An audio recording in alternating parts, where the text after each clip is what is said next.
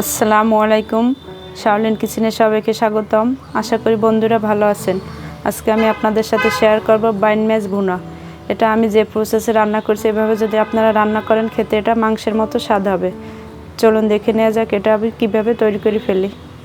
চুলায় একটা কড়াই বসিয়ে 3 টেবিল চামচ সয়াবিন তেল দিয়ে দিচ্ছি। এর সাথে দিয়ে দিচ্ছি এখন 3টা সাদা এলাচ, 1.5 ইঞ্চি পরিমাণ দারচিনি। এটাকে এখন তেলের সাথে 30 সেকেন্ড ভেজে নেব।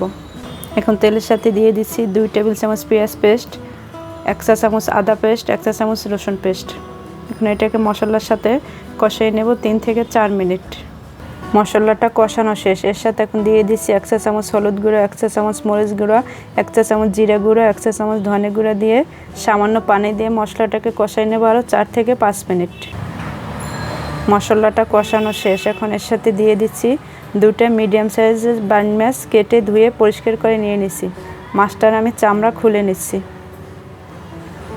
এখন মাছটাকে মশলার সাথে দিয়ে নেড়েচেড়ে ভালোভাবে কষিয়ে নেব। এখন ঢাকনা দিয়ে ঢেকে এভাবে কষিয়ে নেব 5 থেকে 7 মিনিট। মাঝে আমি একবার নেড়ে নেব।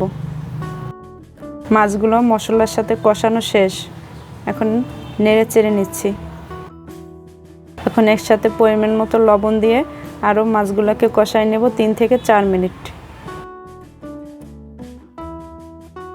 মাছগুলো কষানো শেষ। দেখেন দেখতে কতটা আকর্ষণীয় লাগছে। মাছটা আপনি এভাবে মশলার সাথে যত কষাবেন এটা খেতে তত স্বাদ হবে। এখন হাফ কাপ পরিমাণ পানি দিয়ে মাছটাকে নেড়ে চেড়ে নিচ্ছি আর একটা ঢাকনা দিয়ে ঢেকে দিচ্ছি পানিটা ফোটা পর্যন্ত। পানিটা ফুটে উঠছে। এখন নেড়ে চেড়ে নিচ্ছি। দিয়ে দিচ্ছি এখন এর সাথে 2-3টা কাঁচামরিচ ও একটা পাকা মরিচ। এখন নেড়ে চেড়ে দিচ্ছি আর এভাবে ঢাকনা খুলে রান্না করব 10 থেকে 12 মিনিট, চুলা মিডিয়াম করে। দেখুন আমার রান্নাটা প্রায় শেষ। এর সাথে এখন দিয়ে দিচ্ছি হাফ চা চামচ ভাজা জিরের গুঁড়ো। মাছটা প্রায় রান্না শেষ। এখন এর সাথে দিয়ে দিচ্ছি সামান্য ধনেপাতা কুচি। আমি আজকে যে প্রসেসে আপনাদেরকে বাইন মাছ রান্নার দেখালাম, এভাবে যদি আপনারা রান্না করেন অবশ্যই খেতে মাংসের মতো লাগবে। আমার রান্নাটা শেষ। এখন চুলাটা বন্ধ করে দিচ্ছি আর ঢাকনা দিয়ে ঢেকে দিচ্ছি আর একটা বাটিতে বেড়ে আপনাদেরকে পরিবেশন করে দেখাই দিচ্ছি। দেখুন বন্ধুরা, বাইন মাছ রান্না করে আমি একটি সার্ভিং বলে বেড়ে নিয়েছি।